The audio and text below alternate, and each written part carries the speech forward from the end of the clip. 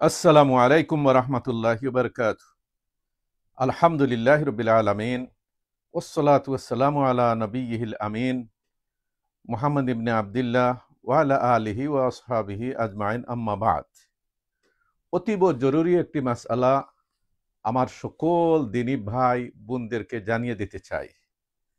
আমি গতকাল কামিল দ্বিতীয় বর্ষে সহিহুল বুখারী পড়াবার সময় আমার খেয়ালে আসছে যে আমার দ্বীনী ভাই বোনদেরকেও এই মাসআলাটি জানিয়ে দেয়া অত্যন্ত জরুরি। সেটা হলো, আমরা যখন নামাজ পড়ি, আমি ব্যক্তিগতভাবে নামাজ পড়ি অথবা জামাতের সাথে নামাজ পড়ি, যখনই আমরা নামাজ পড়ব কিবলামুখী হয়ে দাঁড়াবো। সবাইকেই কিবলামুখী হয়ে দাঁড়াতে হবে, এটা ফরজ। সাথে সাথে দুই পাওকেও কিবলামুখী করতে হবে, কিবলামুখী রাখতে হবে। মানে পায়ের আঙ্গুলগুলো বরাবর কিবলামুখী রাখতে হয়।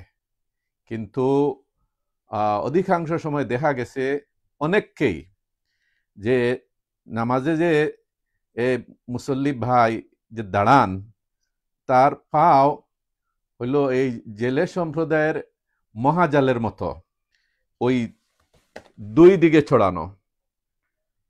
ডান পাও হচ্ছে গিয়া পশ্চিম উত্তর দিকে, আর বাম পাও হচ্ছে কি দক্ষিণ পশ্চিম দিকে।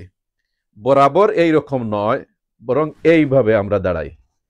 এতে করে আপনি চিন্তা করুন যে 100 কিলোমিটার দূর পর্যন্ত আপনি যেভাবে বাঁকা হয়ে পাকে বাঁকা করে দক্ষিণ দক্ষিণ আর উত্তর উত্তর পশ্চিম দিকে যে আপনি পাও যে চড়াইলেন, দুই পাওয়ের মাথা যে আপনি চড়াইলেন, এটা কই যাইতেছে, কোথায় যাইতেছে?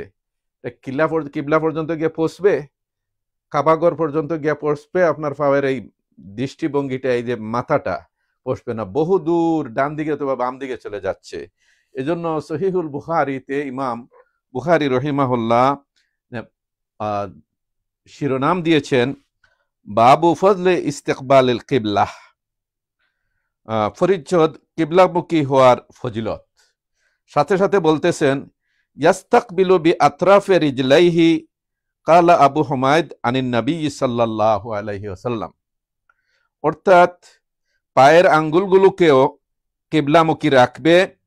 আবু হুমায়দ রহিমাহুল্লাহ মহানবী সাল্লাল্লাহু আলাইহি ওয়াসাল্লাম থেকে এরূপ বর্ণনা করেছেন।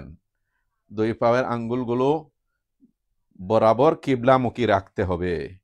এটা উত্তর দিকে আর দক্ষিণ দিকে যেন আমরা পায়ের আঙ্গুলগুলো যেন না ছেড়ে দেই, এটা খেয়ালে রাখতে হবে। আমরা যেমন আমাদের বক্ষ কিবলামুখী রাখি, আমাদের পাও দুইটাও, পায়ের আঙ্গুলগুলোও কিবলামুখী রাখতে হবে। আমরা ডানে বামে যেন না ছড়িয়ে দেই, দক্ষিণ দিকে উত্তর দিকে যেন না ছড়িয়ে দেই। তিনি এই শিরোনাম দেওয়ার পর হাদিস নিয়ে আসছেন রাসূল করিম সাল্লাল্লাহু আলাইহি ওয়াসাল্লাম থেকে। আনাস ইবনে মালিক রাদিয়াল্লাহু আনহু বলছেন, রাসূলুল্লাহ সাল্লাল্লাহু আলাইহি ওয়াসাল্লাম বলেছেন, মান সাল্লা সালাতানা ওয়াস্তাকবালা কিবলাতানা ওয়া আকালা যাবিহাতানা ফাযালিকাল মুসলিম লাহু জিম্মাতুল্লাহি ওয়া জিম্মাতু রাসূলিহি ফালা তুগফিরুল্লাহা ফি জিম্মাতিহি। অর্থাৎ যে ব্যক্তি আমাদের ন্যায় সালাত আদায় করে, আমাদের কিবলামুখী হয়, আর আমাদের জবেহকৃত প্রাণী খায়, সেই হচ্ছে মুসলিম, যার জন্য আল্লাহ এবং তার রাসূল জিম্মাদার। সুতরাং তোমরা আল্লাহর জিম্মাদারিতে খেয়ানত করো না। ঠিক তেমনি ভাবে আরেকটি হাদিস নিয়ে আসছেন, যেটা হযরত আনাস ইবনে মালিক রাদিয়াল্লাহু আনহুকে প্রশ্ন করা হয়েছে। মাইমুন ইবনে সিয়াহ প্রশ্ন করেছেন যে ইয়া আবা হামজা মা ইউহারিমু দামাল আবদে ওয়া মা লাহু, যে হে আবু হামজা, মুসলমানের জান এবং মালে হস্তক্ষেপ করাকে কোন জিনিস হারাম করে? তখন তিনি বলছিলেন যে মান শাহিদা আল্লাহ ইলাহা ইল্লাল্লাহ ওয়াস্তাকবালা কিবলাতানা ওয়া সাল্লা সালাতানা ওয়া আকালা যাবিহাতানা ফাহুয়াল মুসলিম লাহু মা লিল মুসলিম ওয়া আলাইহি মা আলাল মুসলিম। তিনি উত্তরে বললেন যে লা ইলাহা ইল্লাল্লাহ এর সাক্ষ্য দেয় এবং যে আমাদের কেবলাকে তার কেবলা মনে করে এবং আমাদের নামাজের ন্যায় নামাজ আদায় করে আমাদের জবাইকৃত পশুর গোশত ভক্ষণ করে, সেই হচ্ছে মুসলমান। তার সেই অধিকার একজন মুসলমানের যে অধিকার, আর তার উপরে তাই বর্তাবে একজন মুসলমানের উপরে যা বর্তায়। এই হাদিসটি আনাস রাদিয়াল্লাহু আনহু বলছেন, আফার ওপর বর্ণনায় আছে হাদ্দাসানা হুমায়দ হাদ্দাসানা আনাসুন আনিন নবী সাল্লাল্লাহু আলাইহি সাল্লাম। এই হাদিসটিও আনাস রাদিয়াল্লাহু আনহু নবী করিম সাল্লাল্লাহু আলাইহি সাল্লাম থেকে বর্ণনা করেছেন। এই যে বুখারী শরীফ থেকে আপনাদেরকে দুইটা হাদিস শোনালাম, এবং ইমাম বুখারী যে শিরোনাম দিলেন যে কিবলামুখী হওয়ার মর্যাদা ফজিলত, আবার সাথে সাথে তিনি ইস্তেহাদ করে এই কথাটাও বললেন, ইয়াস্তাকবিলু বি আতরাফে রিজলাইহি, তার পায়ের আতরাফে রিজলাইহি মানে হচ্ছে রুউসু আসাবের কাদামাইহি, তো তার পায়ের আঙ্গুলগুলোকেও কিবলামুখী রাখবে, এইভাবে বরাবর কিবলামুখী রাখতে হবে। আমরা এইরকম যেন না দাঁড়াই, তাই এইরকম দাঁড়াইলে আপনি 100 কিলোমিটার দূর চিন্তা করেন আপনার আঙ্গুলের পায়ের আঙ্গুলের মাথা কোন দিকে যাচ্ছে, কিবলার দিকে তো যাচ্ছে না। অতএব দিনী ভাইরা, এটা একটা জরুরি সুন্নত।